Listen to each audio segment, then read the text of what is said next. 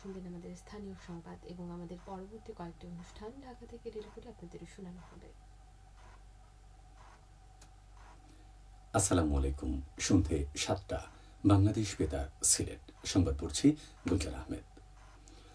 বাংলাদেশের চা শিল্পের বিকাশ, উৎপাদন সক্ষমতা বৃদ্ধি এবং এ শিল্পের দীর্ঘদিনের সমস্যা সমাধানে প্রয়োজনীয় সহযোগিতা দেওয়ার আশ্বাস দিয়েছেন প্রধানমন্ত্রী তারেক রহমান। আজ প্রধানমন্ত্রীর কার্যালয়ে দেশের চা শিল্পের উন্নয়ন নিয়ে আয়োজিত সভায় তিনি এই আশ্বাস দেন। সভায় দেশের বিভিন্ন চা বাগানের মালিক ও সংশ্লিষ্ট প্রতিনিধিগণ এই শিল্পের বর্তমান অবস্থা, উৎপাদন ব্যয় বৃদ্ধি, অর্থায়নের সংকট, জ্বালানি ব্যয় এবং আন্তর্জাতিক বাজারে প্রতিযোগিতা ধরে রাখার চ্যালেঞ্জ সহ বিভিন্ন বিষয়ে প্রধানমন্ত্রীর সামনে তুলে ধরেন। প্রধানমন্ত্রী বলেন, এ শিল্পের বিকাশে সরকার প্রয়োজনীয় নীতিগত, আর্থিক ও প্রাতিষ্ঠানিক সহায়তা দেবে। সভায় প্রধানমন্ত্রী চা বাগান মালিকদের বিদ্যমান ঋণের দায় সহজীকরণ এবং স্বল্প সুদে ঋণ দেওয়ার আশ্বাস দেন। ২০২৪ সালের গণ অভ্যুত্থানের উত্তাল দিনগুলোর ২৬তম দিন আজ। এই দিনে রাজধানীর গণস্বাস্থ্য নগর হাসপাতাল থেকে চিকিৎসারত অবস্থায় আন্দোলনের অন্যতম সমন্বয়ক নাহিদ ইসলাম, আসিফ মাহমুদ, সজীব ভূঁইয়া ও আবু বাকের মজুমদারকে ডিবি হেফাজতে নেওয়া হয়। এদিকে সরকারি চাকুরিতে কোটা সংস্কার করে আদালতের রায়ের পর সরকারের জারি করা প্রজ্ঞাপনকে প্রত্যাখ্যান করে বৈষম্য বিরোধী ছাত্র আন্দোলন সাংবাদিক সম্মেলন করে নতুন ৩ দাবিতে সরকারকে ২৪ ঘণ্টার আলটিমেটাম দেয় কোটা সংস্কার আন্দোলনকারীরা। এসব দাবি মানা না হলে পরবর্তীতে আরও কঠোর কর্মসূচির ঘোষণার কথা জানান তারা।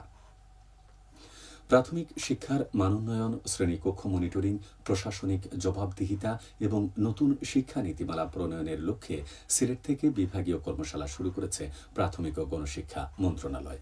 আজ দিনব্যাপী এ কর্মশালায় প্রাথমিক ও গণশিক্ষা প্রতিমন্ত্রী ববি হাজ্জাজ বলেন, আগামী ১৭ আগস্টের মধ্যে শিক্ষক ও প্রশাসকদের জন্য নতুন নীতিমালার প্রথম খসড়া প্রস্তুত করা হবে। এরপর বিশেষজ্ঞ, শিক্ষক, প্রশাসনিক কর্মকর্তা ও সংশ্লিষ্ট অংশীজনের মতামত নিয়ে তা চূড়ান্ত করা হবে। প্রতিমন্ত্রী জানান, সিলেট থেকে শুরু হওয়া এ কর্মশালা পর্যায়ক্রমে দেশের সব বিভাগে অনুষ্ঠিত হবে। মাঠ পর্যায়ের কর্মকর্তাদের মতামত ও বাস্তব অভিজ্ঞতার ভিত্তিতেই নতুন নীতিমালা ও শিক্ষা সংস্কারের রূপরেখা তৈরি করা হচ্ছে। উপজেলা শিক্ষা কর্মকর্তা থেকে শুরু করে জেলা ও বিভাগীয় পর্যায়ের কর্মকর্তাদের বিদ্যালয় পরিদর্শন, শিক্ষার মান মূল্যায়ন এবং প্রতিবেদন তৈরির বিষয়ে নতুন দিক নির্দেশনা দেওয়া হয়েছে। মিড ডে মিলের খাবারের মান নিয়ে এক প্রশ্নের জবাবে প্রতিমন্ত্রী বলেন, নিম্নমানের খাবারের ঘটনা আগের তুলনায় অনেক কমেছে এখন। সারা দেশের মতো সিলেটেও আজ পালিত হচ্ছে আন্তর্জাতিক ম্যানগ্রোভ দিবস। ম্যানগ্রোভের জীববৈচিত্র্য অক্ষুণ্ণ রাখা এবং এর প্রতিবেশ সুরক্ষার আহ্বান জানিয়ে প্রতি বছর আন্তর্জাতিক ম্যানগ্রোভ দিবস পালিত হয়। ইকুয়েডরের ম্যানগ্রোভ কেটে চিংড়ি চাষ করার প্রতিবাদে ১৯৯৮ সালের ২৬শে জুলাই আয়োজিত সমাবেশে একজন অংশগ্রহণকারীর মৃত্যু হয়। সেই থেকে তাঁর স্মরণে এ দিনটিকে আন্তর্জাতিক ম্যানগ্রোভ দিবস হিসেবে পালিত হয়ে আসছে। সিলেটে গত ২৪ ঘণ্টায় আরও ২ জন ডেঙ্গু রোগী শনাক্ত হয়েছেন। নতুন আক্রান্তদের একজন হবিগঞ্জের লাখাই উপজেলা স্বাস্থ্য কমপ্লেক্সে এবং অন্যজন সিলেট এমএজে ওসমানী মেডিকেল কলেজ হাসপাতালে শনাক্ত হয়েছেন। আজ বিভাগীয় স্বাস্থ্য পরিচালকের কার্যালয় সূত্রে এ তথ্য জানানো হয়েছে। চলতি বছরের জানুয়ারি থেকে এ পর্যন্ত বিভাগে ৯৬ জন ডেঙ্গু রোগী শনাক্ত হয়েছেন। এর মধ্যে সর্বোচ্চ ৪৮ জন হবিগঞ্জ জেলার, এছাড়া সিলেট জেলায় ১৯ জন, সুনামগঞ্জে ১৭ জন এবং মৌলভীবাজারে ৯ জন আক্রান্ত হয়েছেন।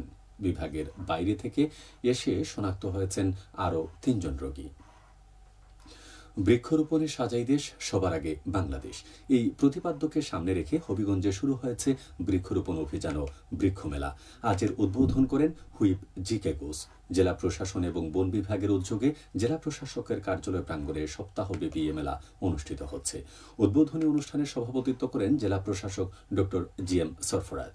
বিশেষ অতিথি হিসেবে উপস্থিত ছিলেন পুলিশ সুপার মোহাম্মদ তারেক রহমান এবং সিলেট বন বিভাগের বিভাগীয় বন কর্মকর্তা মোহাম্মদ আব্দুর রহমান। মেলায় ১৫টি স্টলে বিভিন্ন প্রজাতির ফলদ, বনজ, ঔষধি ও ফুলের গাছ প্রদর্শন ও বিক্রির ব্যবস্থা করা হয়েছে। পাশাপাশি দর্শনার্থীদের মাঝে বৃক্ষরোপণের গুরুত্ব তুলে ধরতে সচেতনতামূলক বিভিন্ন কার্যক্রম পরিচালিত হচ্ছে। উঠান বৈঠকের পরিবার পরিকল্পনা, প্রজনন, স্বাস্থ্য বিষয়ে উঠান বৈঠক অনুষ্ঠিত হয়েছে মৌলভীবাজারের রাজনগর উপজেলায়। উপজেলার করিমপুর চা বাগানে অনুষ্ঠিত বৈঠকে প্রধান অতিথি ছিলেন সিভিল সার্জন মামুনুর রহমান। সভায় প্রামাণ্যচিত্র ও ফুটেজ প্রদর্শন করা হয়। এতে চা শ্রমিক দম্পতি, কিশোর কিশোরীরা উপস্থিত ছিলেন। স্বাস্থ্য শিক্ষা ব্যুরো ও পরিবার পরিকল্পনা অধিদপ্তর যৌথভাবে এর আয়োজন করে। সবশেষে আবহাওয়া। রাত 1টা পর্যন্ত পূর্বাভাসে বলা হয়েছে সিলেট সহ পার্শ্ববর্তী এলাকার জন্য কোনো সতর্কবার্তা নেই এবং কোনো সংকেতও দেখাতে হবে না। আজ সিলেটের সর্বোচ্চ তাপমাত্রা ছিল 35.5 ডিগ্রি সেলসিয়াস এবং সর্বনিম্ন 24.8 ডিগ্রি সেলসিয়াস। বাতাসে আর্দ্রতা ছিল সকালে 72 এবং সন্ধ্যায় 63%। আগামীকাল সিলেটে সূর্যোদয় হবে 5টা17 এবং অস্ত যাবে সন্ধে 6টা40। সংবাদ শেষ হলো। পরবর্তী স্থানীয় সংবাদ প্রচারিত হবে আগামীকাল সকাল 8টা10।